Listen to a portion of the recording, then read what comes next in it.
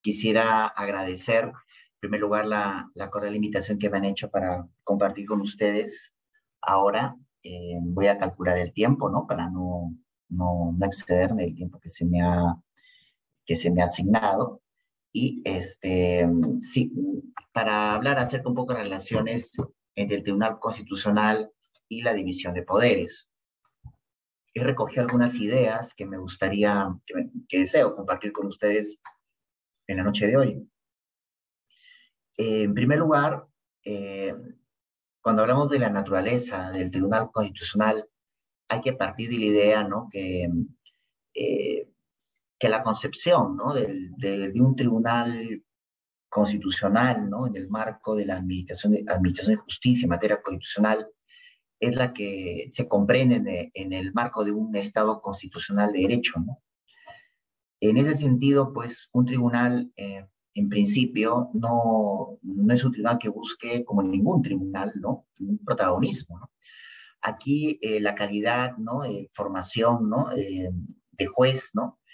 Eh, Especialmente para aquellos, ¿no? Que integran un tribunal y no vienen de la judicatura directamente, pues debe ser un poco, debe observar, ¿no? El estilo, ¿no? El perfil que debe tener todo juez, ¿no? Y ahí que, pues, hay que mirar, ¿no? A, a la judicatura, ¿no? Es decir, hay que tener un perfil bajo, ¿no? No es un protagonista, es un perfil bajo, no es, busca no ser mediático, por más que lo conozcan, no busca tener un protagonismo y sobre todo actuar, ¿no? En función, pues, como parte, ¿no? En miembro de un colegiado, ¿no? Eh, el tribunal, pues, viene a ser, pues, en todo caso, la misión es, pues, un órgano corrector, ¿no? Y repito, de perfil bajo. El tribunal no es un senado tampoco, que es un poco lo que creo yo que se ha devenido el tribunal en los últimos tiempos, ¿no? Y tampoco debe pretenderlo, ¿no? Es decir, por la correlación de fuerzas entre el Ejecutivo y el Legislativo ha dado lugar a que todo se termine dirimiendo en el tribunal, pero con una atención mediática a tal punto que, de alguna manera, más de uno considera que pareciera que ese Senado que no tenemos como balance de poderes en el Estado peruano, bajo la Constitución del 93, pues se ha de alguna manera convertido, ¿no? En cierta medida y en determinados momentos nuestro Tribunal Constitucional, sobre todo cuando se trata de discusión de leyes que se aprueban en Cámara Única o que luego se aprueban por insistencia y que luego, pues, terminan inmediatamente, ya sea por las minorías en el Parlamento o por el propio Ejecutivo, ¿no? En el mismo Tribunal Constitucional, ¿no?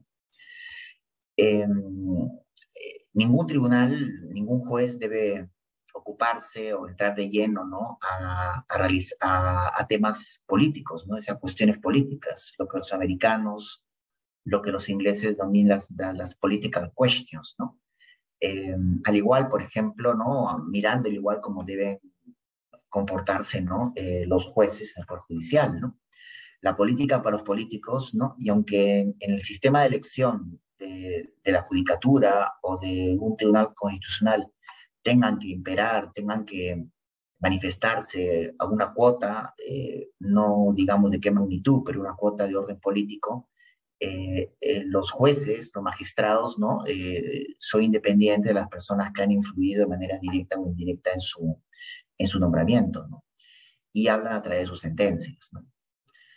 Es decir, hay todo un ciclo, ¿no? Algunos, por ejemplo, Rodolfo Vigo, un jurista que ha sido juez, ¿no? En Argentina, filósofo del derecho, decía que si bien el siglo XIX ha sido el siglo del Parlamento, ¿no? Donde más ha brillado, ¿no? Les decía que el Tribunal Constitucional se comporta, pues, como una fuerza correctora, ¿no? No es una fuerza, en todo caso, de oposición política, ¿no? Aunque muchas veces no le haga, diga lo contrario o no le parezca, por ejemplo, determinadas normas del Parlamento. Es decir, podríamos decir de alguna manera que el tribunal no es que le pase el plan al Parlamento, sino que el tribunal lo que establece es una fuerza correctora que deja sin efecto, ¿no? Una ley que la considera ajena al ordenamiento jurídico, ¿no? pero no tiene la voluntad de comportarse como un actor político en absoluto, ¿no? Esto de ninguna manera, ¿no? Eso, por ejemplo, es bueno dejarlo claro, ¿no? No se ocupa de cuestiones políticas, ¿no? Al igual, por ejemplo, como deben también pensar y trabajar los jueces del Poder Judicial, ¿no? Hay un eco y reflejo, ¿no? Que el tribunal puede estar conformado por personas que no tienen la carrera judicial. Creo que el modelo, ¿no? Pensar en esas características, rasgos, perfil, ¿no? Que debe tener un juez. O como de alguna manera lo tenían, pues, se reconoce esto, ¿no? Mucho en los jueces de antaño sin excepciones, ¿no? Esto ya no necesariamente se cumple en todos los lugares, ¿no? Ni en España, ¿no? En España había un juez muy mediático, el juez Garzón, que ahora está purgando condena, pero en su momento era un juez, el superjuez, ¿no? O sea, aparecía en helicóptero, aparecía en programa de televisión, ¿no? Y esto, cuando los jueces tienen, tienen una actitud más bien de perfil bajo, ¿no? Les decía que en el siglo XIX era el siglo del Parlamento, fue el siglo del Parlamento, según nos lo decía Rodolfo Vigo. El siglo XX, ¿no? Fue el siglo del Ejecutivo, a mediados del siglo XX, en realidad, cuando vino la reconstrucción europea, ¿no? El Ejecutivo se empodera, ¿no? Para poder ocuparse de la reconstrucción, ¿no? Y el Parlamento empieza de una manera no quedar relegado, pero digamos el decimonónico ya no lo era, ya empezó a ser el Ejecutivo. Dicen que el siglo XXI es el de los jueces, ¿no?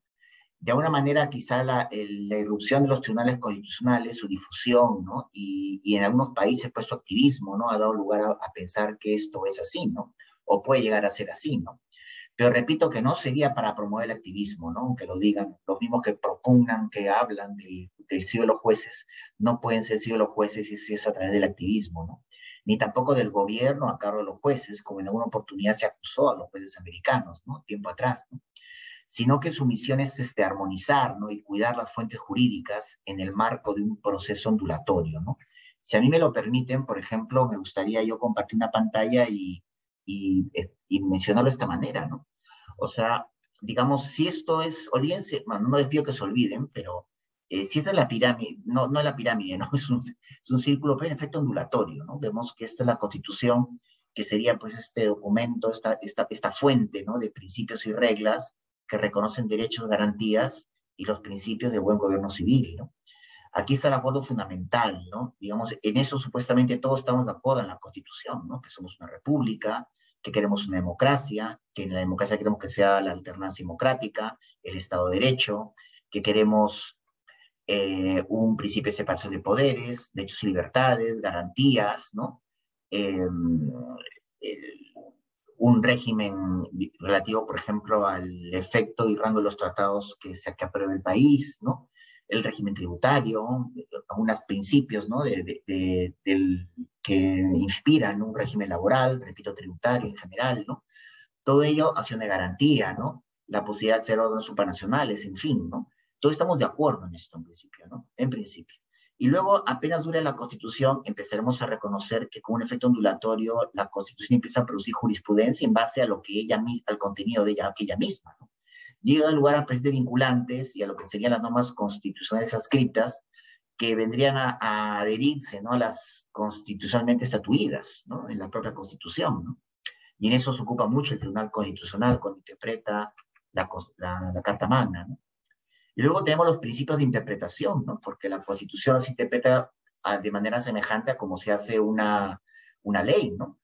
Hay otros criterios, ¿no? Se interpreta con unidad, se interpreta bajo un criterio de corrección funcional, de favor libertatis, ¿no? O pro persona, bajo la supremacía, bajo un principio de aplicabilidad directa o vinculatoriedad, ¿no? Son los principios que se ha reconocido de interpretar la Constitución. Tras los argumentos de llegar a un producto constitucional han surgido estos principios, ¿no? Luego tendríamos algo que cuesta más en el Perú, que es el derecho consuetudinario, ¿no?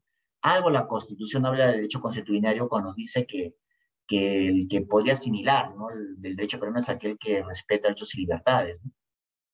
Yo agregaría también todo lo relativo, pues, en cierta medida, ¿no? El principio de separación de poderes, ¿no? En ningún momento, pues, el derecho constitucional puede recepcionar, ¿no? De hecho constitucionario que produzca cierta tiranía en el hogar o en cualquier tipo de organización, ¿no? Al interior del país, ¿no?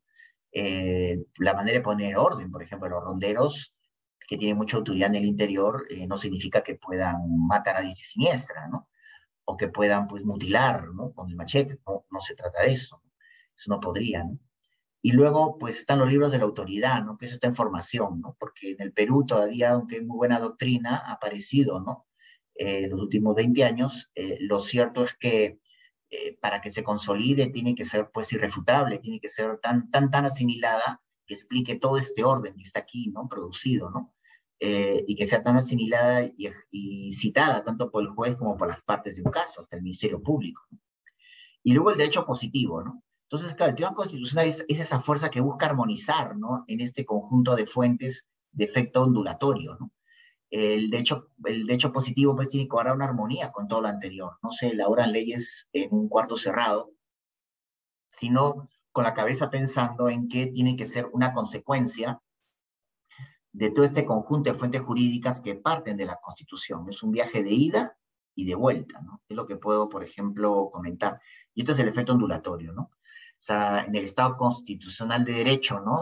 Los miembros del tribunal, todos los jueces en general, tienen que interpretar, ¿no? La Constitución, no siguiéndonos solo en la pirámide, que es bastante normativa, sino a la luz de las fuentes jurídicas que brotan de la Constitución misma, ¿no? Pues la Constitución es esa fuente de principios y reglas, ¿no? Que reconocen derechos y libertades y también los principios, ¿no? De buen gobierno civil, ¿no? Ahí me refiero a la separación de poderes, ¿no? Pues bien, eh, visto el cuadro, por ejemplo, damos cuenta, ¿no? Que el llamado contenido constitucional, ¿no? No es exclusivo solo en materia de derechos, sino también hace alusión a la parte dogmática, ¿no? La parte dogmática, no solo la parte dogmática, pero sino también a la parte orgánica de la Constitución, ¿no? La parte orgánica porque de alguna manera la relación que guardan los derechos y libertades con la separación de poderes es muy estrecha, ¿no? Cuando los franceses dicen en el artículo 16 de la Declaración de los Derechos del Ciudadano, ¿no? La histórica, ¿no? De 1789, nos dice que en toda sociedad, allí donde no se reconozcan derechos y libertades ni separación de poderes, carece de constitución, ¿no? Esa sociedad carece de constitución. Pues hay un contenido, ¿no? El para los americanos la separación de poderes es casi una filosofía, ¿no? Una filosofía de vida, ¿no? De vida política. Cuando el Tribunal Constitucional se ocupa de la separación de poderes, debe reparar que posee la separación de poderes un contenido. No se puede hablar sin más de la separación de poderes sin considerar aquellos elementos que son interdependientes, ¿no?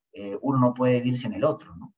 A lo mejor entre el presidencialismo y el parlamentarismo puede haber una mayor distancia entre un poder y otro, ¿no? El parlamentarismo es mucho más estrecho, porque el gobierno procede del parlamento, pero en el presidencialismo es un poco más rígida, aunque en el Perú ya sabemos que tenemos un modelo pues llamado neopresidencialista, ¿no? Que desde 1860, desde la Constitución de 1860, ha buscado pues aproximar al Ejecutivo, al Parlamento en lo que respecta a los instrumentos de control, ¿no? Primero la interpelación, luego las preguntas, la cuestión de confianza, la cuestión de censura, ¿no? Hasta la disolución parlamentaria. El contenido de la separación de poderes, ¿no? Que debe reconocer todo tribunal constitucional, pues tiene tres elementos, ya lo dije, interdependientes, ¿no? El primero es la autonomía funcional, ¿no? Es decir, el tribunal tiene que velar porque todos los poderes del Estado respeten la autonomía, ¿no? Que tiene cada poder respecto a la administración de sus competencias, ¿no? No pueden interferir, ¿no? No pueden interferir, no pueden, tampoco se trata que un poder avasalle un poder o que un poder incluso deje de ejercer, nada de su autonomía, deje de ejercer una función. Tampoco eso puede ocurrir, ¿no? Eso explicaría la autonomía, ¿no? En activa y pasiva, ¿no? No puede intervenir en otro poder, tampoco puede dejar de ejercer su propia competencia, ni tampoco puede dejar de reconocer la competencia que tiene otro poder del Estado, ¿no? Otra institución del Estado, ¿no? Luego tenemos un principio cooperativo, ¿no? Porque aunque cada uno tenga una autonomía funcional, todos de alguna forma cooperan. Por ejemplo, tenemos el legislativo aprueba una ley, pues es el Ejecutivo quien la promulga. El Ejecutivo promulga, el Ejecutivo aprueba un tratado, el Parlamento pues lo va a ratificar. Todo esto da lugar a, por ejemplo, a esa cooperación entre poderes, ¿no? Que es muy sana, ¿no? Y evita que los funciones del poder se conviertan en una especie de compartimentos estancos, ¿no? No que hay una hilación. Uno perfecciona, complementa la decisión del otro poder, ¿no? Pero no invade, no interfiere. Y luego la tercera arista es la de contenido, es el balance de poderes o el check and balances. Esto fue mejor explicado que Locke, fue mejor explicado por Montesquieu, ¿no? Un poder contrapesa al otro, ¿no? Un poder contrapesa al otro, ¿no? Pero repito, no invade, ¿no? Hay que entender las tres elementos, ¿no? La autonomía funcional, o sea, el principio cooperativo y el balance de poderes se interpretan a la luz de la autonomía funcional. Es decir, hay una cuota importante de poder que depende de cada uno. Ahí está, en los poderes del Estado, ahí está la responsabilidad política de cada uno, ¿no? Y hay otra cuota en que van a mínima, que en lo cual van a perfeccionar, van a cooperar. Y hay otra, por ejemplo, que va a evitar que uno se exceda respecto al otro, ¿no? Entonces, con lo cual uno se exceda y que pueda compensar, ¿no? Que pueda compensarlo, ¿no?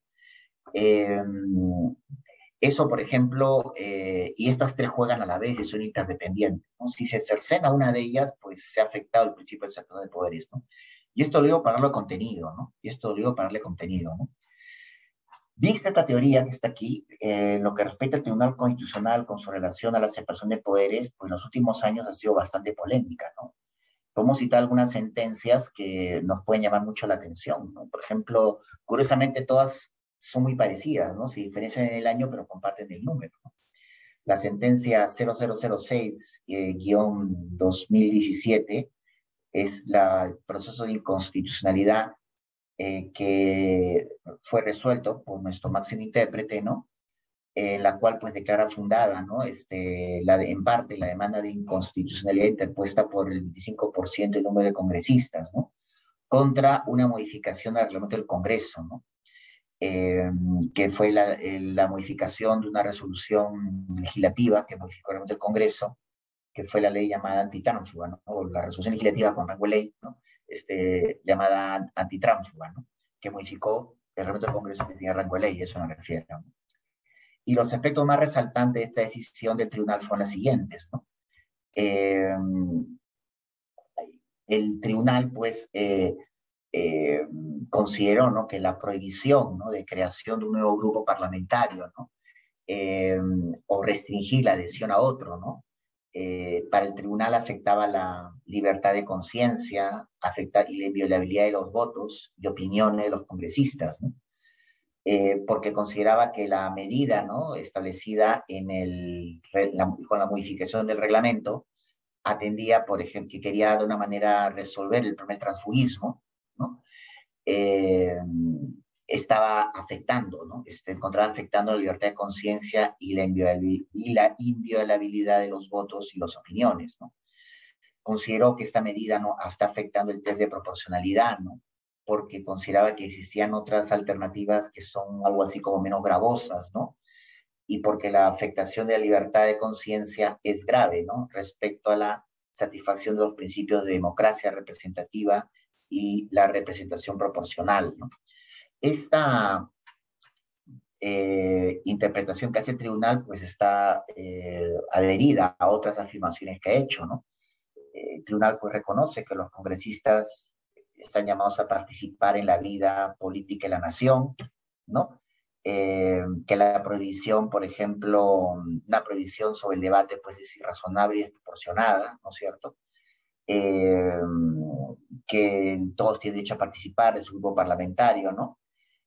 Y sobre los efectos de la sentencia, el mismo colegiado, ¿no? Precisa que con la publicación de su sentencia deberá permitirse que los congresistas que se hubiesen apartado grupos puedan conformar agrupaciones o incorporarse a las ya existentes, ¿no? Con el propósito, por ejemplo, de ejercer sus derechos en condiciones de igualdad, ¿no? Como congresistas. Bueno, todo ello, por ejemplo, esta explicación se puso en práctica, ¿no? La presidencia del Congreso de entonces permitió esta reagrupación y que trajo como consecuencia, ¿no? Que la predictibilidad o que puede producirse todo el Parlamento, ¿no? con lo que respecta a la composición y correlación de fuerzas, empieza a mutar, ¿no? Hoy empiezan, por ejemplo, 10 partidos y pueden terminar siendo 14 o 15 en 5 años, ¿no? Si no son más.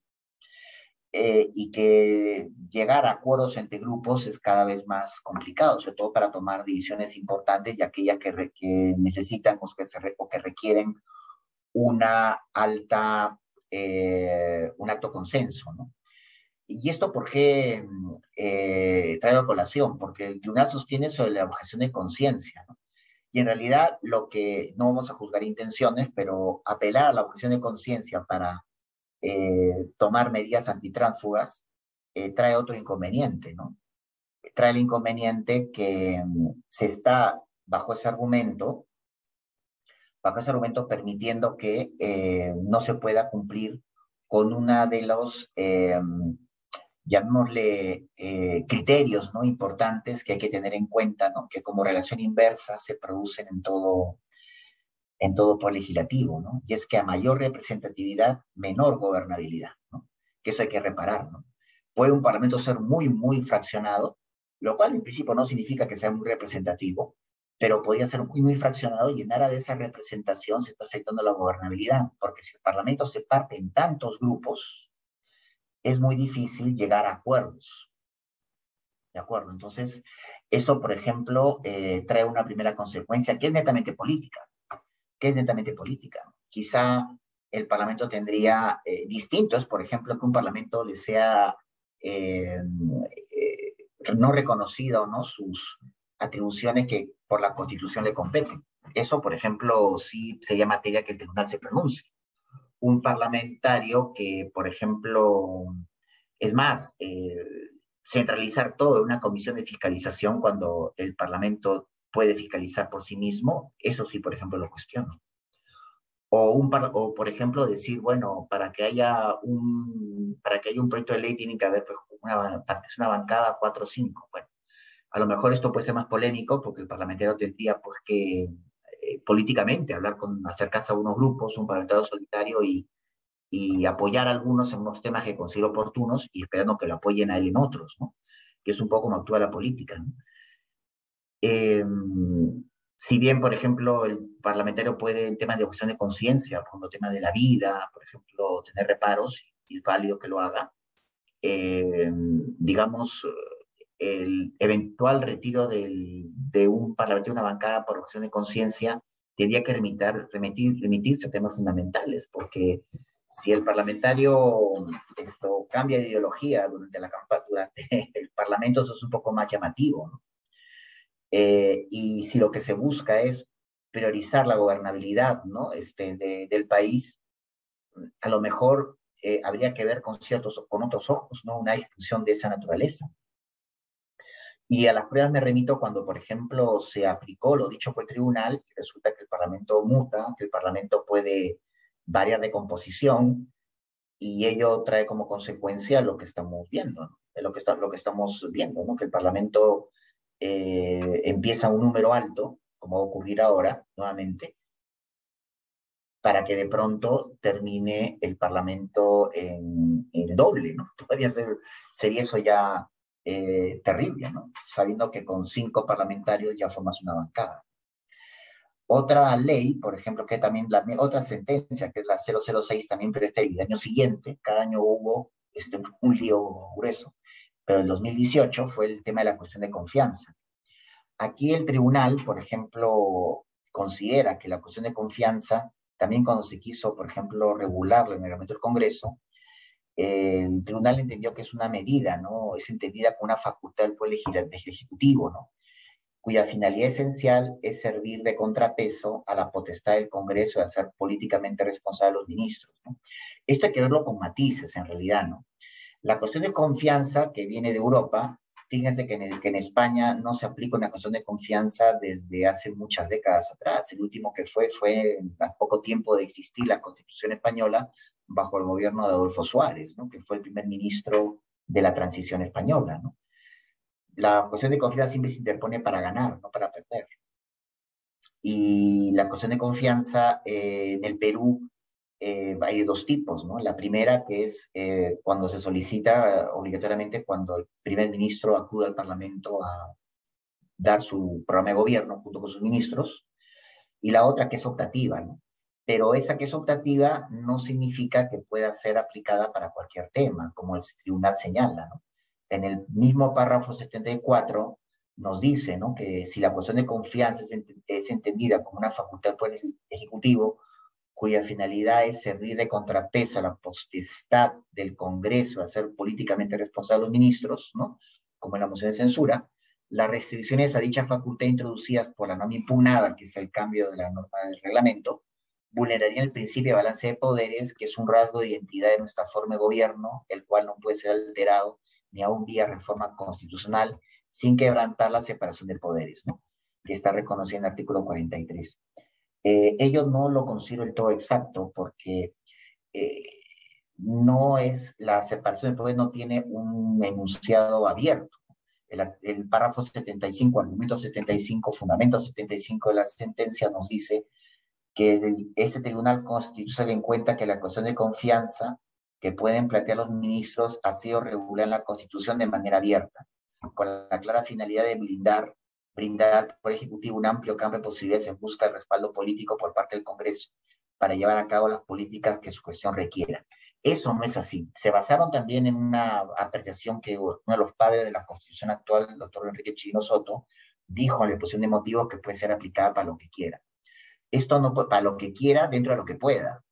Es decir, el Ejecutivo, por ejemplo, si al Ejecutivo se le ha delegado la delegación legislativa y establece y el primer ministro junto con su equipo crean toda una batería de normas importantes para, por ejemplo, reducir el Estado, eh, y, y cuenta con oposición del Parlamento que podría, quizá, al momento que la revise, podría modificarlas o derogarlas, en caso que no tenga autonomía propia, mayoría propia del gobierno. El primer ministro podría decir, bueno, yo no voy a hacer perder el tiempo a la nación, al país, y someto esta batería de normas a una cuestión de confianza. De lo contrario, si no me voy. ¿De acuerdo? Pero en temas que le han delegado al Congreso, en temas de su competencia, o pueden ser iniciativas legislativas del propio Ejecutivo, que está facultado por el Congreso. No decretos legislativos, ni tampoco decretos de urgencia, sino iniciativas, propuestas o proyectos de ley que envíe el Ejecutivo y que quiere que sean observados y analizados de modo urgente, ¿no?, por la mesa directiva y por el Pleno. Pero si considera el primer ministro que es un tema que no va a prosperar, podría insistir en una cuestión de confianza. Pero aplicarla por lo que quiera o intervenir en cuestión de confianza por procedimientos propios del Parlamento en su autonomía, eh, están afectando el contenido de la separación de poderes, ¿no? El tribunal, en el párrafo 70, en el argumento 75, se ha detenido en que, lo repito, ¿no? El párrafo 74, perdón, está referido a que restricciones, ¿no?, de esta, como establecía la norma impugnada, afectan el principio de balance de poderes, que es un rasgo de identidad de nuestra forma de gobierno y de toda forma de gobierno constitucional, dicho sea de paso, ¿no?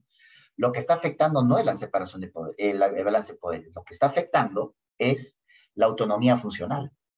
Si fuera un amplio abanico, estaría afectando la autonomía funcional del Parlamento, que podrían decirle, esta ley que tú preparas, hago cuestión de confianza para que la cambies. Eso es afectar la autonomía funcional y eso es un error. Entonces, es una situación distinta, ¿no? Y creo que ahí es una invasión de competencia y eso sí afecta a la separación de poderes. No tiene que ver con el balance, no tiene que ver con balance, tiene que ver con, porque finalmente hay otros órganos, el Tribunal Constitucional puede eh, revisar una norma que puede ser demandada por inconstitucional, ¿no?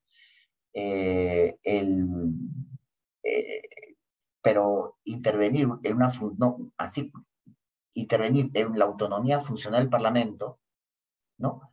O proponer una cuestión de confianza para, eh, eh, con la finalidad de lograr que me la nieguen y que compute a una discusión parlamentaria es un despropósito, que podría, pues, a lo mejor acuñarse otro término, ¿no? Que es un, más que un abuso del derecho, es un abuso es un abuso del derecho constitucional, ¿no? Es decir, porque es un despropósito respecto a provocar una situación límite, ¿no? Que es la disolución parlamentaria, ¿no? Aunque esto, por ejemplo, uno lo pueda ver leyendo la forma de gobierno, pues no olvidemos que eh, la prudencia política, ¿no? De cara a la gobernabilidad también es importante. Eso, por ejemplo, es otro tema, ¿no? Podríamos ir con ese, pero voy a otra sentencia que también es la 006 por el año siguiente, que es el de 2019, ¿no? Que es el proceso de constitucionalidad tras la disolución del Congreso, ¿no? El presidente de la República entonces interpretó que el Congreso, al no haber detenido el proceso de selección de los magistrados del tribunal, había, tras la cuestión de confianza solicitada, hecha por el, no citada, sino impuesta por el entonces primer ministro Salvador Solar, había denegado fácticamente la confianza, ¿no? Porque había incluso seguido con el procedimiento y elegido a un miembro del tribunal, ¿no? Esto da lugar a una demanda competencial, ya con el Congreso disuelto, interpuesta por la Comisión Permanente, que queda en funciones durante el interregno parlamentario, y en el fundamento, una sentencia larga, ¿no? El fundamento 239, nos dice, ¿no? Por las consideraciones expuestas en esa sentencia, el Poder Ejecutivo, en este caso, contaba con competencia para plantear una cuestión de confianza, tanto para proponer una reforma a la ley orgánica del Tribunal Constitucional, como para solicitar la postergación de elección de magistrados. Esta afirmación se conecta con la sentencia anterior de la cuestión de confianza que he explicado. Está planteando cuestión de confianza en primer lugar por algo que no es competencia del, del Ejecutivo, que es parar la elección de un órgano cuyo nombramiento está a cargo por autonomía funcional a cargo del Congreso. Y lo que respecta a presentar una ley de reforma, es totalmente válido que el presidente pueda presentar un proyecto de ley orgánica en base a la experiencia o los pareceres que tenga respecto al proceso de selección. Pero la ley que se debata, que se discuta, que se apruebe, valdrá para el próximo proceso de selección del nuevo tribunal y no el actual, y no el que se estaba discutiendo, porque las leyes no son retroactivas, porque las leyes, no salvo en materia penal, no son retroactivas. Entonces, es un error pues, de introducción al derecho, ¿no? Eh, Luego el tribunal sostiene lo siguiente, ¿no? En el mismo párrafo o fundamento 239, ¿no? Eh, que el defensor del pueblo también había solicitado la suspensión, sin embargo, en la medida en que el Congreso de la República decidió no suspender dicho acto, es evidente que decidió denegar la confianza al Poder Ejecutivo, por lo que al tratarse de una segunda oportunidad en la que ello ocurría, facultaba al presidente de la República disolver el Congreso. En consecuencia, corresponde confirmar la validez de dicho acto, o sea, la denegación fáctica de la confianza, que se encuentra contenida en el Decreto Supremo 165-2019, que fue de la PCM, que fue el dispositivo por el cual se decretó la disolución del Parlamento, ¿no? Todo ello, esto también es un error, ¿no? Porque el Tribunal Constitucional, a través de una vía de una interpretación, no puede concederle más facultades al presidente.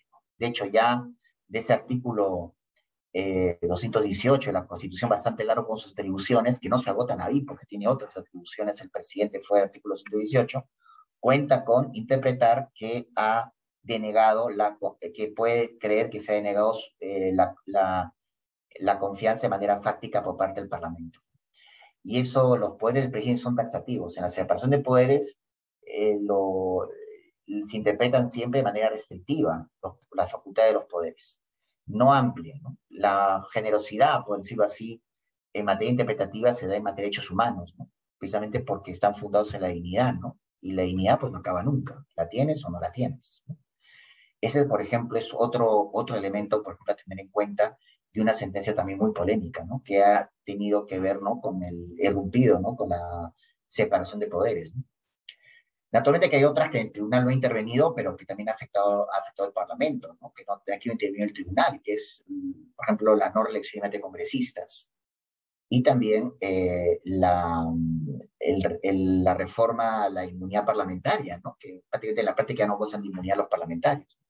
Esa también ha sido, bueno, han sido eh, autogoles, ¿no? del Parlamento, ¿no? Que prácticamente ha decidido capitular, ¿no? Respecto a la relación que tiene, ¿no? Con el Ejecutivo, ¿no? Y su posición en el marco de precisamente el balance de poderes.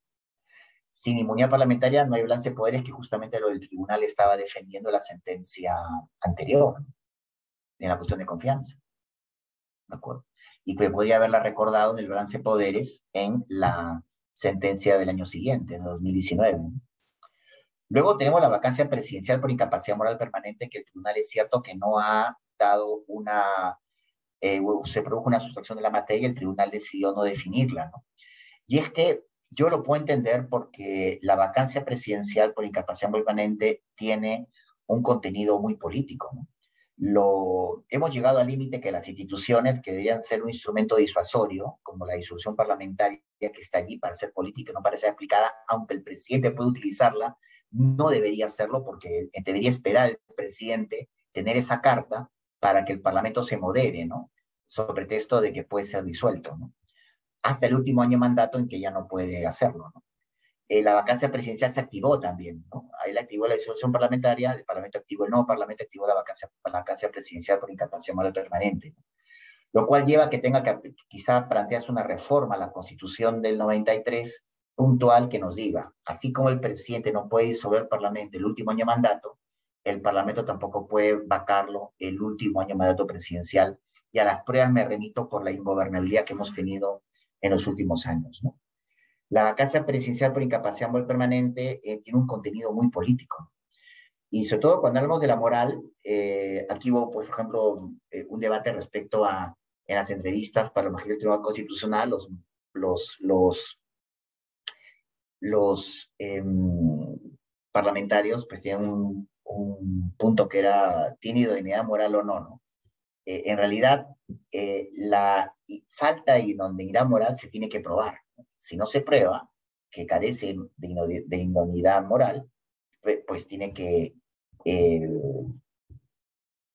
tiene que ser retirado, ¿no? En todo caso se presume, ¿no? En todo caso se prueba de que esa persona no tiene un comportamiento ético. Se prueba, así es, en Estados Unidos se prueba, ¿no? Una candidata a la máxima magistratura, que es la Corte Suprema Americana, pues es sometida en el Senado americano con personas, si ha sido juez, con personas que han tenido una sentencia por parte de esa candidata, o por personas que han tenido ese abogado, por personas que han sido atendidas por este abogado y cómo se ha comportado. Entonces, para que digan, ¿por qué? Porque se tendría que probar, ¿no? Que carece de idoneidad moral para ejercer el cargo, ¿no? O que carece de convicciones democráticas, ¿no? Si no se presume, ¿no? Entonces, hablar de vacancia presidencial por incapacidad moral es un contenido que puede ser, si tiene que probar, y de una manera ahí caemos en la idea de lo que es lo presidencial, ¿no?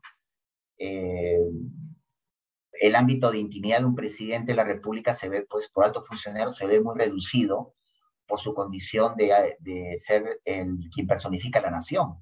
Entonces, sus relaciones familiares, sus relaciones internas, sus finanzas, pues sí son objeto del ojo público.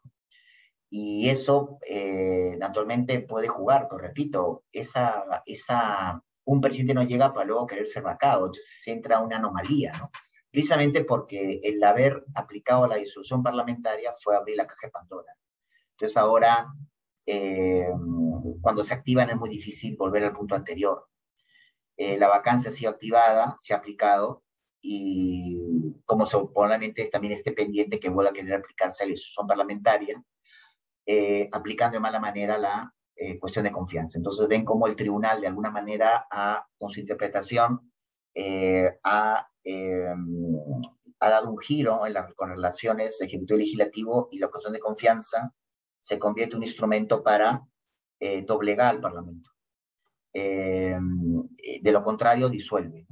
Y si disuelve el nuevo Parlamento, pues por espíritu de cuerpo, pues a lo mejor puede ocurrir que querrá vacar al presidente. Entonces, esto se ha dado porque los jueces no pueden intervenir en cuestiones netamente políticas. ¿De acuerdo? Salvo que la demanda competencial sirva para reconocer quién tiene la atribución y quién no la tiene en base a una interpretación restrictiva de las disposiciones constitucionales en materia de parte orgánica, no de derechos humanos, que ahí es amplio, porque se basa en la dignidad. En la separación de poderes y criterios es más restrictivo, ¿por qué? Porque se basa en freno al ejercicio del poder. Por eso es ser restrictivo, porque detrás de las instituciones públicas hay un freno al poder, eso ha sido restrictivo. Pero en materia de derechos humanos está detrás la dignidad. Entonces, como la dignidad no acaba, pues ante la duda opto por los derechos, opto por las libertades, ¿no? Luego, finalmente, tenemos el artículo 93, que esto es reciente, recién salido del PAN, ¿no? Porque se está interpretando el artículo 93 de una manera que no es adecuada, ¿no? En primer lugar, el artículo 93 nos dice lo siguiente, ¿no? Lo tengo apuntado en la parte pertinente, pero quiero leerlo completo. Dice, los congresistas representan la nación, no están sujetos a mandato imperativo ni interpelación, ¿no? Esto que tiene que hacer alusión, ¿no?, a lo ocurrido la semana pasada, ¿no?, durante el intento de nombramiento del magistrado del tribunal, pues no es aplicable porque el mandato imperativo hace referencia a que no reciben instrucciones de sus electores, ¿de acuerdo? El parlamentario no recibe, es elegido, tiene representa, pero no recibe instrucción de ellos, ¿no? Eso está bien, eso está ahí. El segundo párrafo es la clave, cuando nos dice, no son, los congresistas, ¿no? Se entiende, no son responsables ante autoridad ni órgano jurisdiccional alguno por las omisiones y votos que emiten en el ejercicio de sus funciones. Esto que no son responsables ante autoridad ni órgano jurisdiccional alguno, o sea, que ministra justicia, por las opiniones y votos, no discrimina qué tipo de votos, que emiten en el ejercicio de sus funciones, que es la de nombrar un miembro del tribunal, pues es lo que se conoce el principio de inviolabilidad. Nos hemos quedado con el principio de inmunidad que ya se ha modificado, que es el tercer párrafo del mismo artículo, ¿no? En que no pueden ser procesados ni presos sin previa autorización del Congreso, ¿no? Pero ya se dijo que aquellos parlamentarios que tengan, pues, que puedan ser que son acusados durante su mandato, pues son sometidos a la Corte Suprema, y aquellos que sentenciados, ¿no? Y que tengan un proceso antes de ser parlamentarios y son sentenciados, ya siendo parlamentarios, pues tienen que ser puestos a disposición inmediatamente de la justicia, ¿no? Que corresponde, ¿no? Eh, en este caso, la inmunidad parlamentaria que ya se ha debilitado al punto que, por ejemplo, podemos decir que ya no es, ya no existe, ¿no? Pero ha quedado la inviolabilidad parlamentaria. Este párrafo, no son responsables, los congresistas no son responsables ante autoridad ni órgano jurisdiccional alguno por las opiniones y votos que emiten en el ejercicio de sus funciones, es el principio de inviolabilidad, que esto no se ha mencionado. Esto es derecho parlamentario, el principio de inviolabilidad que no se ha respetado en este caso, ¿no? Y que de alguna manera podría terminar más adelante el tribunal también dando una interpretación. Entonces, aquí, por ejemplo, cabe mucho hablar para terminar de la sabiduría. El tribunal tiene que tener una actitud realmente eh, suficiente como para poder determinar que cuándo está entrando una political question y cuándo no. Eh, si se trata de reconocer una atribución, pues ser muy objetivo. A esa atribución le corresponde en qué medida, en qué grado, ¿no? Hay un principio cooperativo que puede hacer que tenga cierta participación otro por el Estado. ¿En qué medida? ¿No? ¿Hasta dónde alcanza el principio cooperativo? Hay un balance de poderes que evite que uno se excede con el otro. Pues esos tres pilares de la separación de poderes. No es decir, sin más, la separación de poderes que se inspira en el artículo 43 y de esta forma de gobierno, ¿no? Sino en que afecta el principio cooperativo, afecta la autonomía funcional o si se afecta el balance de poderes, ¿no? Esos son los tres principios que conforman el contenido constitucional de la separación de poderes y que debería ser la base para poder interpretar de modo argumentativo cuándo se está excediendo y cuándo no. Pero en ningún caso una interpretación a una atribución de un poder del Estado debería significar, ante la duda, otorgarle un poder que no está expresamente establecido en la Constitución. Yo les quedo muy agradecido, perdonen el apagón, y además les agradezco si se han quedado esperando, ¿no?, a que pudiera terminar. Muchas gracias. ¿Tiene alguna pregunta? Estoy a su disposición, faltaría más. Muchas gracias.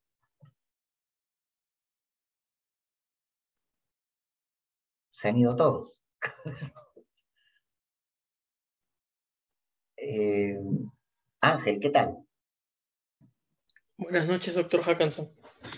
¿Cómo estás? Primero felicitarlo por su ponencia. Qué agradecido, qué elegante estás.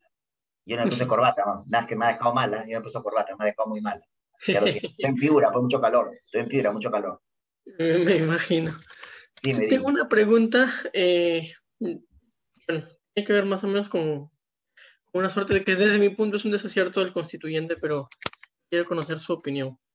Ya tenemos en claro que el Tribunal Constitucional es un órgano que tiene naturaleza jurídica y el control que él realiza es justamente en base a criterios jurídicos, no a criterios políticos. No obstante, aún teniendo en cuenta que la elección de sus magistrados no tiene absolutamente nada que ver con la persona que lo elige, es cierto que todo el procedimiento de elección, sea de un método u otro, queda supeditado a la necesidad de lograr consensos en el Parlamento. Gracias a eso, quizás por desconocimiento, se ha puesto el tribunal ante o en contra de la opinión pública o la idea generalizada de lo que se supone el Tribunal Constitucional. Además de no se cumplen necesariamente los plazos o el tiempo de duración del cargo del magistrado del Tribunal Constitucional. ¿Considera usted que es un desacierto por parte del constituyente respecto al diseño del tribunal o no tiene absolutamente nada que ver? Te refieres a su método de procedimiento de elección, ¿no es cierto? ¿No? A que lo elija el Congreso en realidad. Sí, Sí. bueno, eso está circulando en el ambiente, pero, por ejemplo, se plantean, que también he seguido la discusión, ¿no? Por oficio, que lo haga la Junta de Naciones de Justicia, ¿no? Pero eso, por ejemplo, no, tampoco hay que ser ilusorios, ¿no? Porque eso no va a resolver todos los problemas. ¿Por qué? Porque el punto de gravedad, por decirlo así, ¿no? El punto de gravedad política, por decirlo así, ¿no? Se va a trasladar de una institución a otra. O sea, no significa que no se trata de buscar un órgano más puro que el otro. No existe, si no me lo dicen, pues me desasnan, me lo dicen, que exista un método, una elección, ¿no? De un órgano jurisdiccional que no tenga un mínimo contenido político. Por esa razón, y entre otras, por ejemplo, los magistrados, ¿no? Como esto era tan claro para los americanos, por ejemplo, lo que hicieron fue que la Corte Suprema norteamericana, sus jueces tengan un mandato vitalicio, ¿no? Como dice la jerga anglosajona, rara vez dimiten y nunca mueren, ¿no? Bueno, falleció Gizmo hace poco, ¿no? Pero Gizmo falleció creo que casi anciana, ¿no? Y ¿por qué razón tiene ese principio de que sea vitalicio? Porque de esta manera, con el tiempo, los magistrados, que deben ser independientes siempre, con el tiempo se distancian, o sea, los políticos pasan en el tiempo, pero los magistrados se quedan. Y eso refuerza su condición independiente. Escalía, que hace como 6 años creo que ha fallecido, el juez Escalía fue nombrado por Ronald Reagan, ¿no? Fue nombrado por Ronald Reagan, ¿no? Y Escalía era muy amigo de la jueza Ginsburg y que tenían posiciones totalmente distintas. Escalía, ¿no? Escalía fue nombrado por republicanos, no significa que él era republicano, y Ginsburg por demócratas, pero coincidían mucho. Coincidían, en todo lo que podían coincidir, coincidían, en todo lo que podían llegar a comportarse como colegiados, que son 9, lo hacían, ¿no? Es importante, ¿no? Pero el órgano, por ejemplo, siempre va a tener un punto de apoyo político, ¿no? Porque es una elección que realmente, y lo que ha pasado la semana pasada es un poco de eso, ¿no? Porque se ha producido un proceso de selección y, la decisión del Parlamento ha sido más fuerte que la selección, que el resultado del proceso de selección que ha seguido la comisión. Comisión que no es una entidad privada, sino comisión en la cual están representados todos los parlamentarios. O sea, no era, salvo los que decidieron retirarse, que era una minoría, los parlamentarios trabajan en pared con el Pleno y luego se produjo esta situación, pero repito, ¿por qué? Porque por el contenido político. Si se traslada a otro órgano, ese contenido político, en mayor o menor medida, no soy sabio para decir en qué grado, se va a trasladar, se va a trasladar. Entonces, y aunque sea elegido por voto popular, se va a trasladar, porque el voto popular va a dar lugar también a que el candidato, pues, haga una especie de cuasi campaña o campaña soterrada, ¿no? Entonces, eso también va a ser político. Ello, tengan en cuenta. Por eso, por ejemplo, sí valoro el tema del carácter vitalicio, ¿no? No estoy pidiendo que esto esté acá, ¿no? Hay otras realidades, eh, pero sí veo, por ejemplo, que sí va a ser una discusión en el futuro, ¿no? Con lo que empieza todo el tema relativo a la forma de elección. Otras, a la anterior era con la constitución, era por tercios, pero tampoco dio resultado, ¿no? Los tres poderes se repartían tres magistrados, ¿no? Los elegían y se cambiaban por tercios cada 3 años, pero también habían demoras en el cambio, por eso decidieron que los 7 los nombres, no 9, sino los 7 los nombres el tribunal, que es un nombre impar, ¿no? Un número impar. Lo que sí, por ejemplo, podían pensar es que existan suplentes, pero bueno, a veces pasa, pero bueno, pero suplentes sin sueldo, ¿eh? Sino que es algo que no puede ocupar uno, ocupa el otro, ¿no? Pero bueno, eso es algo que tienen que estudiar, pero pensar que se va a obviar, ¿no? El contenido político, eso no lo conozco en ningún lado, en ningún lado. Están descarados en Estados Unidos. Trump, hacia el final de su gobierno, le dijeron, pero ¿para qué lo vas a nombrar a Amy Coney Barrett si ya te estás yendo, ¿no? Porque mi competencia y estoy hasta el 18 o 17 de enero del próximo año todavía soy presidente y lo nombró. De hecho, el día anterior indultó a mucha gente también, como es usual, ¿no? El presidente Trump, el expresidente Trump. Es así, ¿no? Eh, Dime, Ángel, ¿alguna cosa? Repregunta algo, si no te has satisfecho con. Sí, quedó satisfecho con la respuesta, doctor. Muchas gracias. A ti las gracias, gracias a ti. Muy elegante estás. A ver, Doctor, tenemos una pregunta de uno de los asistentes que le ha mandado por el chat. ay, Queríamos, que sea queríamos, fácil, será larga, será sí, larga. sí, A ver, ¿dónde está? la Por el vamos chat no lo veo, ¿ah? la ha mandado internamente, Ah, la ya, vamos a ya, ya. leer. Ya, no Lo tiene que, malas palabras, no tiene malas palabras. no, no tiene malas palabras. Ah, ya, muy bien, no Eh, pasa nada, muy bien. entonces, lo que querían preguntarle es, ante la crisis de los partidos políticos, ¿qué alternativas nos ofrece la teoría del Estado moderna para solucionar esta crisis que nos ha traído la modernidad respecto a la falta de participación política en los jóvenes, a la falta de legitimidad de los partidos políticos, considerando que eh, tenemos muchos partidos políticos que tienen representación, pero en gobiernos regionales? Adelante, doctor. Bueno, te dejo la pregunta. Yo vivo pues en el norte, en Piura. En realidad, lo que yo veo en todo esto es una clara desconexión entre los representantes y los representados, ¿no? Eh, es decir, para aquellos problemas, ¿no? Que los ciudadanos, ¿no? De su vecindario, de su cuadra, de su esquina, ¿no? Puedan resolver y resolver como comunidad, ¿no? Pues evidentemente pues está el alcalde, ¿no? Para otros un poco más complejos sobre infraestructura, estructura, pues está pues, el gobierno regional, ¿no?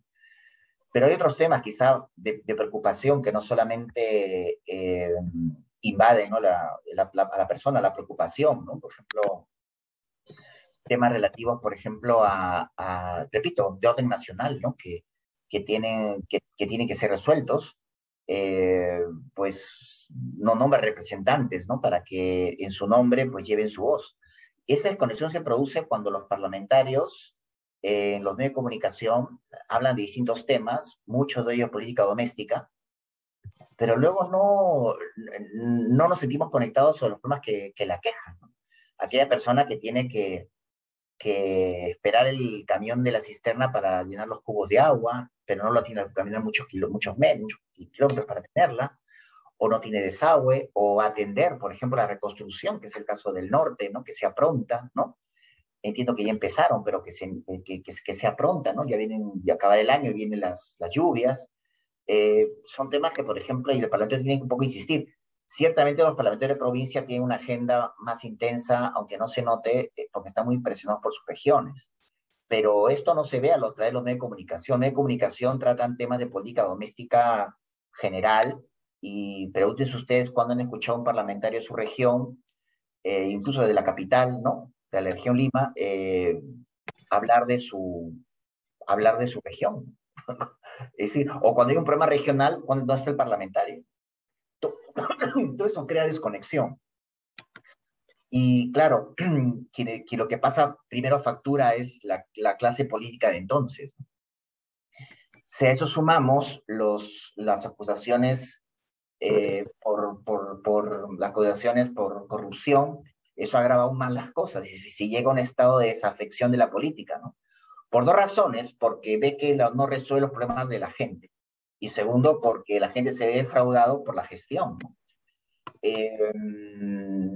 La capacidad de organizarse de la ciudadanía es muy grande.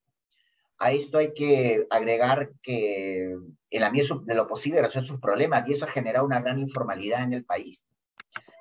Eh, eh, de alguna forma los partidos políticos están llamados, ¿no?, a llevar la voz de los grupos con los cuales ellos se sienten más identificados, ¿no? Y eso es parte, los partidos son como los vehículos, ¿no?, de un circuito, ¿no?, de carreras, que es la democracia, ¿no?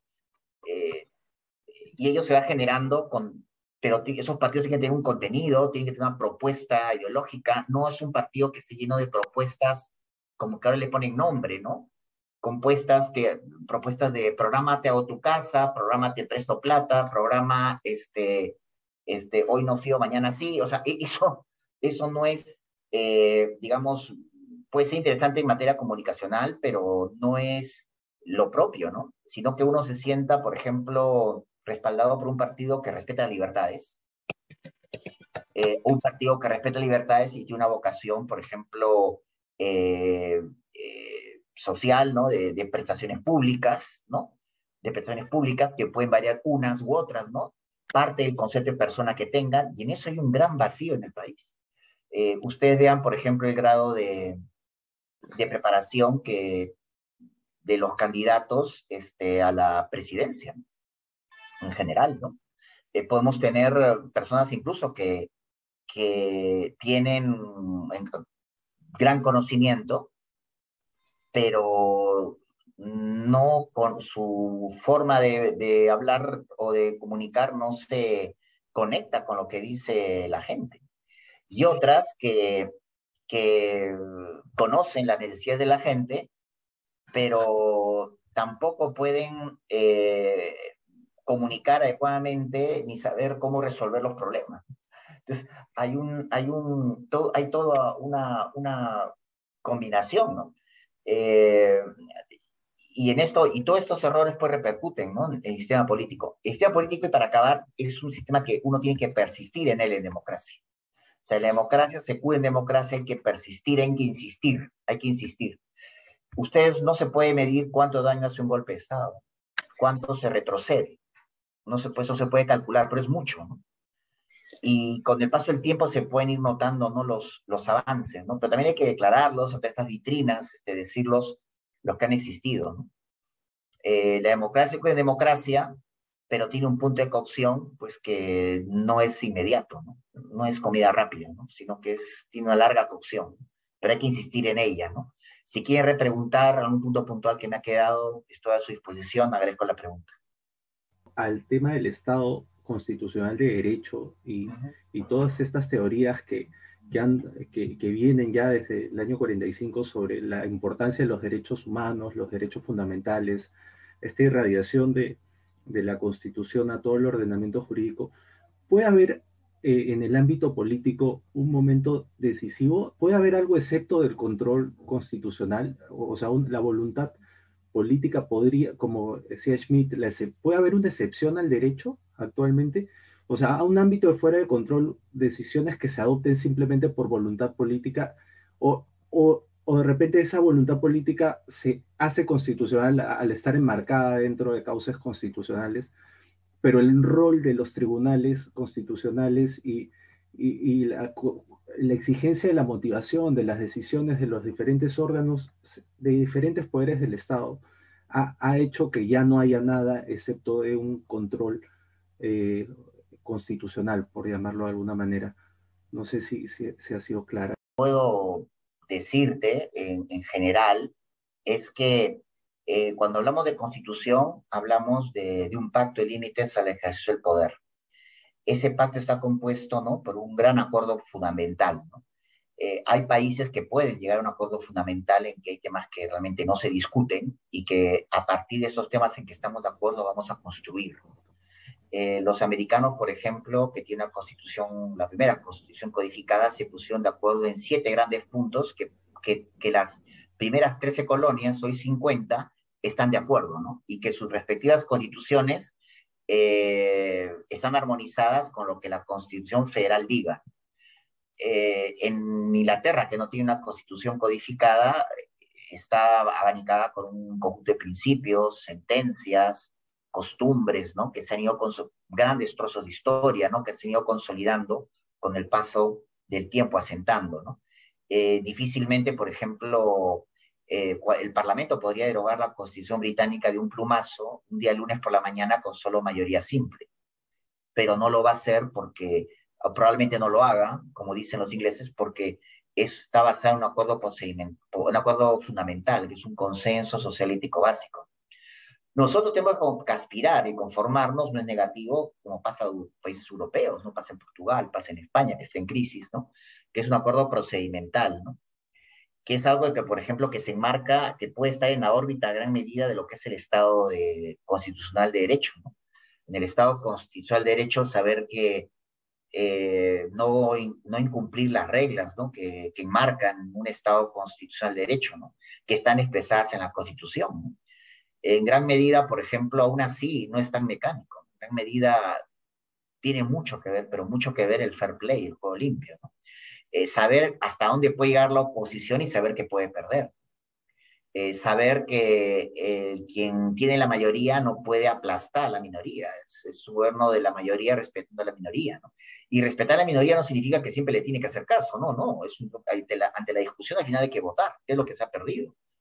Pero se trata de escuchar la minoría, se trata de escuchar los argumentos, se trata de debatir, ¿no? Pero también parte del realismo está en que no se trata de sabotear, ¿no? Eh, Se establece un marco, ¿no? Un marco general, ¿no? De principios y reglas, ¿no? Un marco general de principios y reglas, ¿no? Eh, de esta manera, por ejemplo, eh, los ciudadanos consideramos que estas reglas son básicas para querer ser gobernados, ¿no? De acuerdo con unos principios en los cuales creemos, ¿no? Y que queremos que no solo nosotros, sino las generaciones futuras, como las que me han precedido, se rijan por ellas, ¿no? Porque considero que son básicamente buenas, ¿no? Para el comportamiento de un buen gobierno civil, ¿no? Y en eso está, por ejemplo, la Constitución es sinónimo de libertad, ¿no? Podríamos decir, la Constitución es libertad, ¿no? Una Constitución nace para regir en el tiempo, puede modificarse y mejorarse en el futuro, siendo contraproducente y responsable sustituirla sin saber lo que se quiere y, y sin saber hacia dónde iríamos como comunidad política. Entonces, esto, por ejemplo, es importante repasarlo y tener en cuenta, ¿no? O sea, puede uno no saber lo que contiene la Constitución, pero sí saber que es libertad. Entonces, cualquier tipo de estatuto que surja o decisión, ¿no? Que mencionas, ¿no? Que se pueda realizar el gobierno, ¿no? Ante un vacío en la Constitución, no puede decirse porque no lo dice la Constitución se puede hacer, ¿no? Así no es, y eso está mal. Por ejemplo, cuando un expresidente vacado considera que puede postular al Parlamento, porque la Constitución no dice que los expresidentes tengan que renunciar meses antes, hay que interpretar la Constitución en el sentido que se hace referencia todo ese artículo de incompatibilidades a los más altos funcionarios de la República. Y si el presidente de la República no es el más alto funcionario de todos los funcionarios, entonces no sé lo que es. Entonces se entiende, ¿no? Que no debe, y ante la duda, la restricción está en no concederle la posibilidad de haber sido parlamentario. Eso es lo que el jurado está en capacidad de poder resolver. Los principios y reglas que tiene la Constitución permiten, primero, que ya esto por sentencia del tribunal, que no hay zona de indefensión. Segundo, clásicamente, de modo clásico, el juez no puede dejar de administrar justicia, ¿no?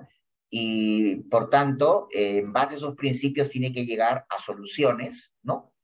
Que le permitan crear un precedente, que pacifiquen, y que se bajen, y que partan también de un criterio muy claro que sirve, ¿no? Ser muy amplio, ¿no? En materia de derechos y libertades, porque, repito, están detrás de ellos la dignidad, y ser muy restrictivo en todo lo que respecta a las competencias que se marcan bajo el principio de separación de poderes, porque en el fondo está el freno al poder, el freno, que es un poco el fundamento.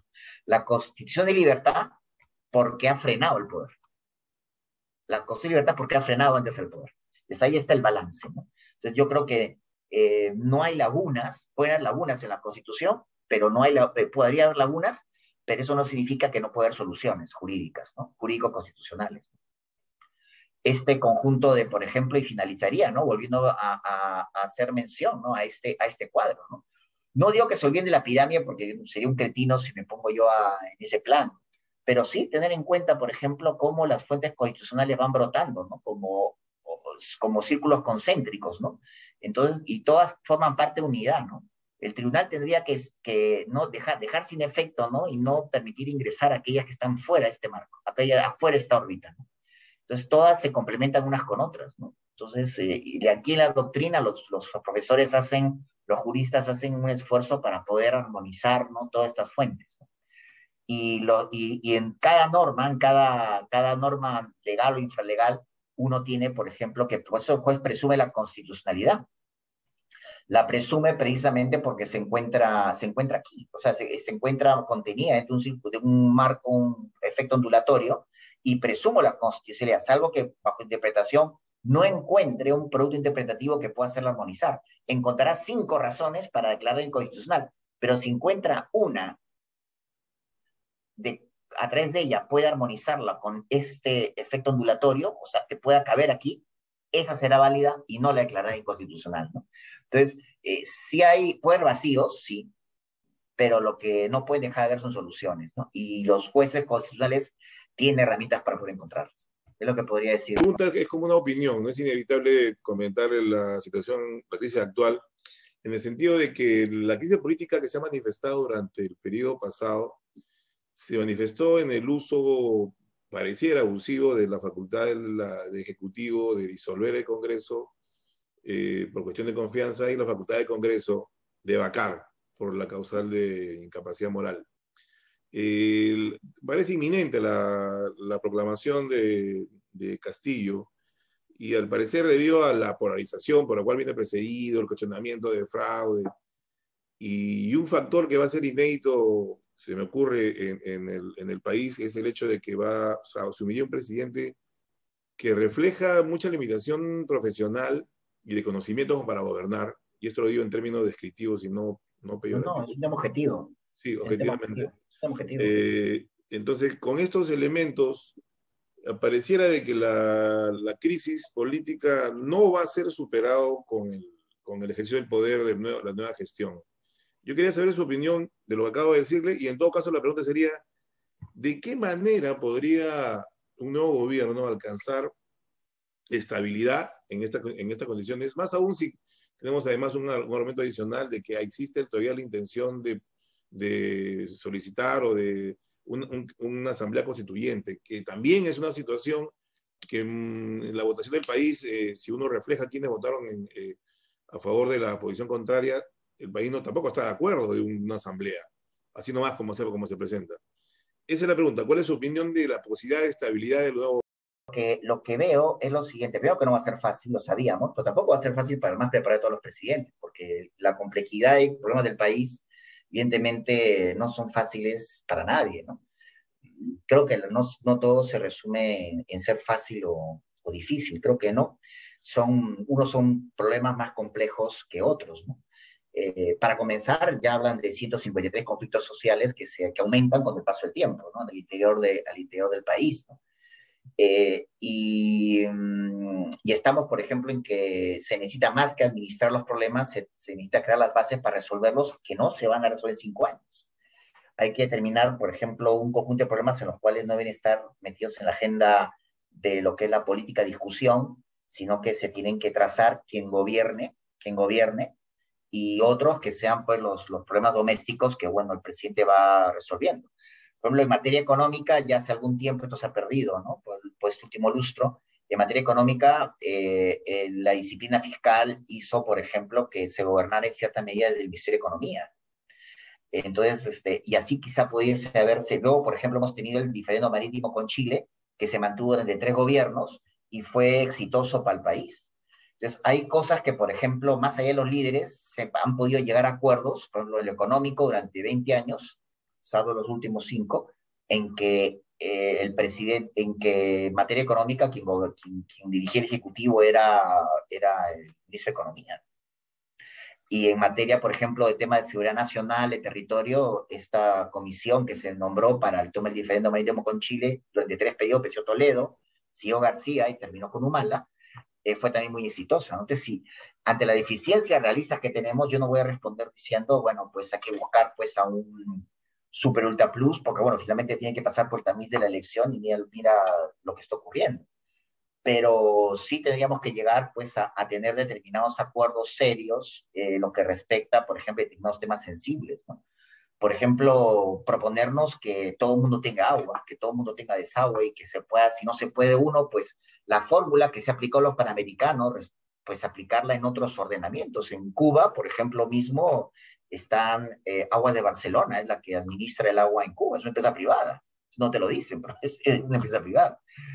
Debe haber en algunos temas, ¿no? Naturalmente que eso no va a eximir al presidente de no resolver problemas, pero evidentemente tiene que estar muy asistido, ojo, que no es dominado, eh, para poder ejercer, pues, es lo que hay, es lo realista, es lo que hay, es lo realista, eh, pero repito que podría alguna vez ser compensado si teniendo una mirada clara de los problemas, siendo objetivo y olvidando el corazón político, ve lo que es lo más conveniente, ¿no? Dentro de la prudencia y así como se hizo en la economía, que hay que volver a tomar esa ruta en materia de lo que hicimos en materia de territorio, que no ha concluido, porque, por ejemplo, todo el tema del triángulo marítimo, eso ha quedado ahí del primer gobierno de Piñera y nadie más ha hablado del tema, eso que tiene que concluirlo, pero en otros ámbitos también, ¿no? O sea, en ámbito, por ejemplo, de transporte, en ámbito, por ejemplo,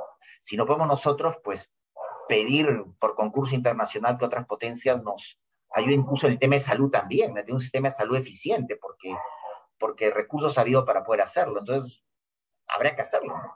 Habrá que tomar definiciones y que quien sea nombrado, pues no tiene que llegar pues a tener un título de doctor en Harvard ni en Princeton para poder decir que eso se tiene que hacer, ¿no? El tema está, ya son temas más locales, ahora el tema está en determinados secuestros ideológicos o más humanos, que no sea pues dominar el miedo, ¿no? O no aparecer, desaparecer del mapa.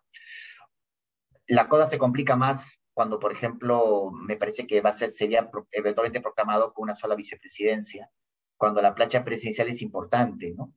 Porque incluso debería permitir la ley que se pueda reponer, ¿no? O cambiar durante el proceso electoral en cierta medida hasta en fin, hasta ya entrar las elecciones, pero quizás quizás 3 semanas antes o algo, hay que hacer algo porque la plancha presidencial lo que logra dos cosas. Primero, la continuidad, primero, evita vacíos de poder, y segundo, es la continuidad y la continuidad del gobierno y evitar vacíos de poder, ¿no? Son garantías institucionales la plancha presidencial. Y vemos que, por ejemplo, también tiene cuestionamientos, ¿no? La virtual vicepresidenta tendría cuestionamientos, ¿no? Que se han visto, ¿no? Que tendrán que judicializarse para ver. Y también de alguna manera dicen que también el propio virtual presidente, bueno, eso lo que uno lee, ¿no? Eso, por ejemplo, no es ninguna garantía tampoco, ¿no? Pero lo que hay, ¿no? Es lo que la gente es. Y luego el Parlamento está muy fraccionado también, más con la sentencia que ha comentado, está más fraccionado aún. Ello va a traer más problemas para llegar a acuerdos, ¿no? Entonces, se requiere, por ejemplo, que lo ideal, ¿no? Que las bancadas más afines queden un bloque, ¿no? Para la constitucionalidad. Y lo que respecta a la Asamblea Constituyente, pues no es nada oportuno, ¿no? Se está vendiendo como una visión romántica el que sea la Constitución del Bicentenario, cuando la Constitución tendría que tener más que ser el bicentenario, la Constitución en Perú, lo ideal hubiese sido que ya hubiese cumplido 200 años, ¿no? Creo que esa era la idea, ¿no? Y lo esencial de la Constitución peruana ya está. ¿Cuántas veces vamos a repetir que es una república, que es independiente, que es soberana, que quiere la separación de poderes, que opta por lo presidencialista, condiciones parlamentaristas? Es la Constitución que tiene el mayor desarrollo, junto con el 79, el mayor desarrollo de reconocimientos y derechos y libertades y de apertura a los tratados internacionales de derechos humanos y tribunales supranacionales. Es la Constitución que ha asimilado el control de convencionalidad. La Constitución del 79-93 son las constituciones de la etapa, podríamos decir, de la internacionalización de los derechos y libertades. Entonces, podría todo haber terminado siendo la evolución de la Constitución de 1860, que duró formalmente 60 años, con idas y venidas, ¿no? Pero hemos seguido la tradición, pues, de Cádiz, ¿no? Y iberoamericana de mejor cambiar las constituciones, ¿no? Cuando puede ser una reforma progresiva como ocurrió con la de México, ¿no? Lo que pasa que la Constitución mexicana es fruto de la revolución, ¿no? de Zapata, hija de Zapata, contra el porfiriato, ¿no? De 31 años. Entonces, claro, eso no la cambias, ¿no? Y la Constitución de Argentina, por ejemplo, ha tenido una reforma potente en el año 94, pues la Constitución de Alberdi, que de alguna forma es emblemática para ellos, ¿no? A lo mejor puede tener muchas reformas, podría tener, pero cambiarla. La de México tiene más de 650 reformas. No hemos seguido esa tradición, pero creo que ahora, con el desarrollo jurisprudencial que tiene la Constitución, ya no hablo en sentido romántico, con el desarrollo jurisprudencial que tiene la Constitución actual, va a afectar severamente la seguridad jurídica, la estabilidad y gobernabilidad democrática, un cambio un cambio radical. En todo caso, las reformas puntuales son las que, o totales, bajo el procedimiento del artículo 206, que también admite el referéndum, son viables, ¿no? Son viables, pero no las que propongan, por ejemplo, resetear al país, ¿no? Porque esta Constitución es un documento viviente, le gusta a quien no le guste, ¿no? Y a quien no le guste, con todo respeto y cariño, que le ponga azúcar. Señor, pero pasó Gracias, en Chile, solo para preguntar, pero pasó en Chile lo del cambio de Constitución y había claro. que pensar que no suceda en Perú. No, porque claro, en caso de sí, pero para mí el error no crea precedente, ¿no? Primero, yo veo que primero Piñera tiene una gran responsabilidad histórica, por más que se lo he dicho a mis amigos constitucionalistas chilenos a través de un medio como este, les he dicho que Piñera tiene una gran responsabilidad histórica de haberse dejado doblegar, ¿no? Piñera no supo ya, no supo con la situación, dio medidas económicas para querer ingenuamente revertirlas y no ha sabido superar. Y si esto llevaba, por ejemplo, él tiene el deber de respetar y cumplir la Constitución. Si eso le llevaba a que ingresan a la moneda y que la quemen, sería una desgracia terrible, pero el presidente tiene que cumplir su deber de respetar la Constitución. No está en sus manos decir, bueno, pues la vamos a cambiar. Eso no tiene competencia para hacerlo. Esto nadie ha dicho, no tiene que modificar la Constitución para...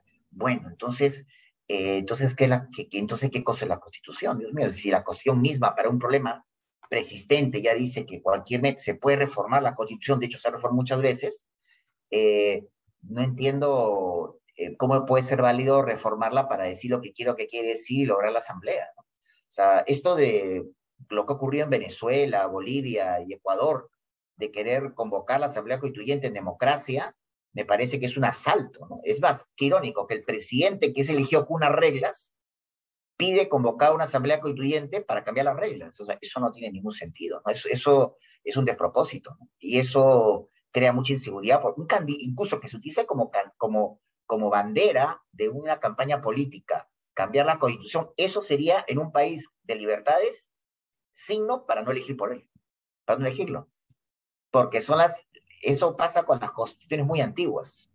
Fíjense, por ejemplo, que AMLO, ¿no? López Obrador no, a lo mejor intenta hacer unos cambios, pero los hechos, pero no se mete a decir cambiar la constitución, porque eso es como meterse, no sé, o sea, con una institución respetada de México, que es la Constitución mexicana, que tiene muchas reformas, pues la Constitución de Zapata. Entonces, AMLO ha sido muy radical en muchas cosas, pero ahí no se mete todavía, ¿no? Y Fernández en Argentina tampoco se mete todavía en el tema. Hará unas reformas polémicas quizás, pero no se mete a decir que la va a cambiar. Pero en países como el nuestro, con tanta desafección política, pasa piola, con perdón, de que el presidente como campaña utilice ese instrumento. Eso no puede competir. Este, compites dentro de la red democrática de esta constitución. O sea, lo que menos debe proponer es cambiar las reglas con las cuales está participando, ¿no? Es lo que puedo decir. Una pregunta. ¿Es posible denunciar ante la justicia supranacional la posible imposición de una asamblea constituyente? Eh, yo considero, vamos a ver, la justicia supranacional ve temas relativos a lo que son infracciones a los derechos humanos. Pero, por ejemplo, si quieren establecer menos que una constitución, un estatuto, ¿no? Que deje reconocer los tratados internacionales, que deje reconocer los derechos humanos en el Perú, que sea pues totalmente invasiva de la libertad, etc., pues podría dar lugar pues a un reclamo, ¿no? Ante las instancias supranacionales, eh, que podrían de alguna manera cuestionar, ¿no? Estas decisiones, especialmente cuando un Estado miembro decide salir, ¿no? De la órbita de las sociedades civilizadas en el marco de la comunidad internacional, ¿no? Pero repito, ¿no? O sea, puedes tener ejemplos en orden que son muy parecidos, ¿no? Por ejemplo, digan lo que digan, pero por ejemplo, China no se respetan las libertades, ¿no? Y en Cuba, por ejemplo, tampoco. Y Cuba mismo ha sido, acaba de ingresar, creo que el Comité de Derechos Humanos, les han hecho ingresar al Comité de Derechos Humanos, creo que de las Naciones Unidas, no hace mucho, ¿no? Creo que con votos nuestros, ¿no? O sea, para que te imagines cómo están las cosas, ¿no? Mira qué claro lo tienen ellos, ¿no? Entonces eso yo creo que llama, no sé si Cuba o Venezuela, creo que el que ha entrado a este organismo, con lo cual, aún así, ¿no? Luego lo tímida que puede ser Michelle Bachelet en este puesto que tiene de alta representante de derechos humanos, ¿no? Para poder haber atacado a Maduro, ¿no? Al final se dio que mojar, pero costó que lo haga. Son cosas muy singulares, ¿no? De lo que está ocurriendo en la comunidad internacional. El problema que teníamos que resolver era nosotros mismos en las urnas, ¿no? Y no, todos mismos tenemos que resolverlo, ¿no? Entonces, de momento, pues, de proclamarse y juramentar, pues, exigirnos el respeto, pues, al orden constitucional. Siendo realistas, ¿eh? Siendo realistas, Walter. Pues agradecerle por la misma, ¿no? Y en ese sentido me vino a la mente una cuestión que al parecer ya tiene mucho tiempo atrás de expresada en la realidad, y en ese sentido la pregunta sería, pues, ¿de qué manera o qué comentario en todo caso le podría dar usted respecto a la relación existente entre Tribunal Constitucional y Poder Judicial, que muchas veces suele ser algo conflictiva? En Sí, ese sentido, pues agradecería escuchar alguna respuesta. te quedo agradecido. En principio debería ser, pues, colaborativa, ¿no? O sea, un poco lo que dice la Constitución es que el Tribunal Constitucional conoce, ¿no? Acciones denegatorias, de amparo, habeas corpus, acción de cumplimiento, ¿no? Habeas data, ¿no? Eh, eh, Vemos, por ejemplo, que puede haber, cuando el tribunal está compuesto, ¿no? Por ejemplo, con el actual tribunal, la actual composición, con la actual composición del Tribunal Constitucional al inicio, eh,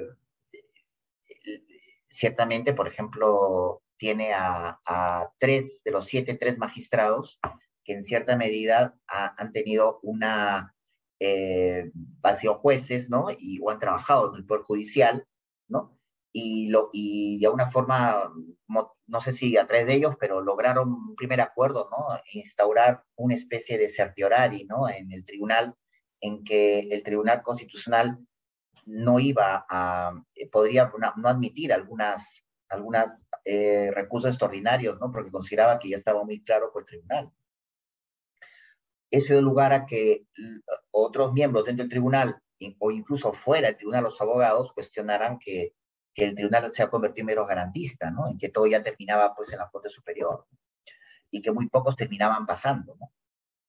Cuando cambió la presidencia, pues lograron también cambiar los criterios y volver a declararse como más garantistas, ¿no? Más garantistas y que puedan conocerse, por ejemplo, todas las acciones negatorias. Incluso una propuesta de modificación del Código Procesal está en de que no se puedan incluso, ni siquiera en primera instancia, descartarse de manera liminal, sino que tiene que conocerse, fortaleciendo más ese carácter garantista, ¿no?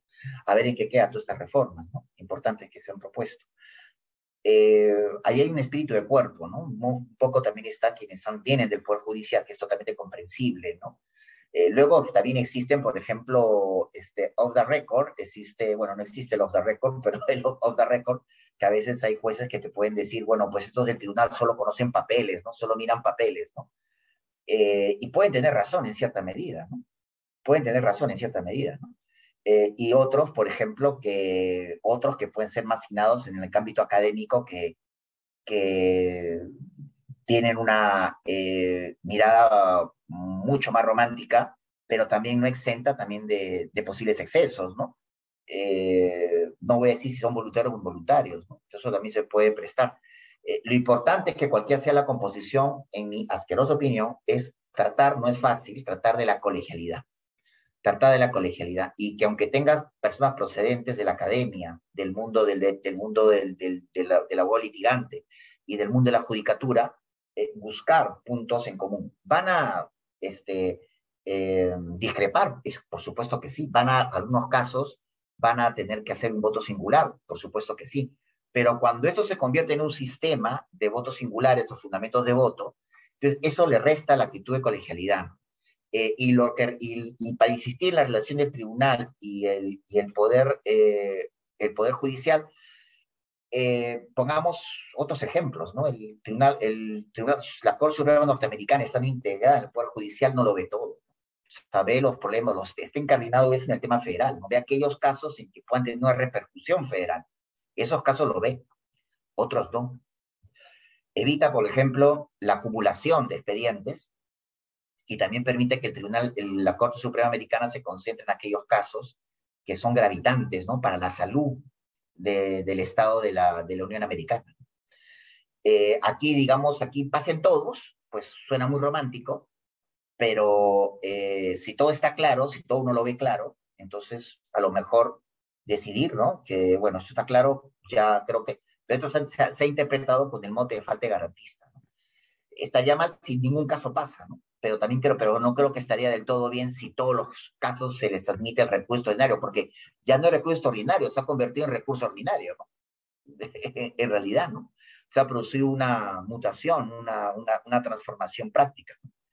Que es lo que creo, y es parte del comportamiento del tribunal, ¿no? Está compuesto no solo por jueces, ¿no? Sería un comportamiento distinto si fue una sala dentro de la Corte Suprema, es lo que veo, ¿no? Entonces, lo que podría comentarte, Raúl, no sé si he podido satisfecho a la respuesta, no sé. Sí, profesor, y justamente aprovechando que se puede hacer una repregunta, me quedo con la parte en la cual usted menciona de la composición del tribunal, no solamente en el aspecto cualitativo de los magistrados o de sus conocimientos, sino quería ir más allá en cuanto a, digamos, el número de los magistrados, que creo que es un tema importante. Me parece de que la regla general es de que sean 9 magistrados y aquí se utilizan 7. No, porque eso lo escuché también decir y la verdad que tengo mucho cuidado, porque por ejemplo también fíjate que Donald Trump cuando nombró a Amy Coney Barrett, todo se está politizando y los demócratas en el Senado plantearon, no sé si lo van a hacer, aumentar el número a 11 para un poco romper la composición que tiene ahora. Mira cómo han llegado las cosas que hasta en Estados Unidos salen estas cosas. El tema es que, claro, puede haber una tradición que en Alemania son creo que, creo que en Alemania son 15, me parece. Y en México creo que son más. El tema es que es un número impar, hablan que está de acuerdo con unos estándares internacionales. El tema es que el número no va a dar una mejor sentencia. Lo que es importante es que sea impar. Lo importante es que sea impar, ¿no? Para poder lograr, ¿no? Para poder de una manera llegar a una mayoría de una minoría, ¿no? Porque si no sería muy difícil, ¿no? O sea, yo no le veo una cuestión sine qua non el tema del número. No le veo, ¿no? Más temería que el presidente tenga atribuciones que no tienen los demás y que no se justifican, ¿no? O sea, eso, en fin, ¿no? Eso podría dar lugar, ¿no? Pero el número, me parece, en mi opinión, respeto opiniones disidentes, pero no las convierte en gravitantes. Hasta el propio Estados Unidos aquí han planteado cambiar. No lo han hecho, pero lo han planteado. Ya entiendo, profesor, porque justamente eso me parece un tema Me pareció un tema importante y sobre todo en el aspecto de las toma de decisiones que maneja el tribunal, porque muchas veces los votos en singular y ese tipo de opiniones en los cuales se suele discrepar de la mayoría podría tomar relevancia el número. Voy a alucinar como tipo como país de las maravillas, ¿no? O sea, si por ejemplo, queda la composición 4-3, entonces por lo tanto, pero el presidente, pues que estaba en los 3, dice, bueno, yo tengo un voto extraordinario para convertir un voto en 3, entonces ya lo gané. No, pues, eso no es, pues, ¿no? Eso no es, ¿no? De acuerdo. Y luego lo del voto doble, que pueden haber otros jurados, que esto es público, no es la excepción, no es lo ordinario. O sea, una cosa es que, por ejemplo, un miembro de un tribunal o jurado diga, tengo incompatibilidad de ver este caso de votar porque yo, antes de estar en este jurado, he tomado parte de ese problema, yo no puedo estar acá. Bueno, es un tema de decoro, me parece muy bien que sin IVA, ¿no? U otra causal que haga que él tenga, pues, naturalmente que, que alejarse, ¿no? Básicamente el ejemplo que he puesto antes, ¿no? Pero que se convierte en una regla, como no hay un cuarto, no hay un quinto, entonces yo voy a votar las veces, voy a hacer voto doble siempre sistemático, eso no es así. Eso no es así, eso no es, se convierte, la excepción no puede pasar a ser regla. Lo que se tiene que hacer es, con la mayor seriedad, resolver un problema, que es que el tribunal esté completo. Con la misma serenidad con la que, por ejemplo, se cambió al fiscalarse, por ejemplo. Pero que diga esta vitrina las cosas objetivas. Estamos en democracia, tengo libertad de expresión. Pero es un tema que lo digo con fundamento. El voto no es el voto doble, es una excepción a la regla, ¿no? Cuando un miembro está imposibilitado, persiste. Cuando un miembro, no sé, se accidentó o lo que sea, ¿no? Estaba ya accidentado, bueno, y no hay un reemplazo. Y por último, si no está el suplente, toque el suplente, ¿no? Es un tema que tiene que desentrampar, ¿no? Y eso no tiene sentido, ¿no? Entonces, no puede ser ordinario el voto doble, es lo excepcional. En caso, básicamente, pues, de inhibición de uno de ellos. A eso me refiero, Raúl. Ratifico lo que he comentado, ¿no? Uno tiene que servir a su país también, ¿no? O sea, uno tiene que servir a su país, estar cuando él lo necesita. Te hablan, por ejemplo, cuidado con el momento, cuidado con no sé qué, no, pero es que yo creo que uno tiene que ser el país cuando el país lo necesita, lo requiere, ¿no? Y Dios sabe más, ¿no? No puedo dejar de ser creyente en mi vida ordinaria, y lo digo, y muy gratificado, ¿no? Con la propuesta de estar con ustedes, y muchas gracias por la invitación y por sus palabras. Muchas gracias por todo.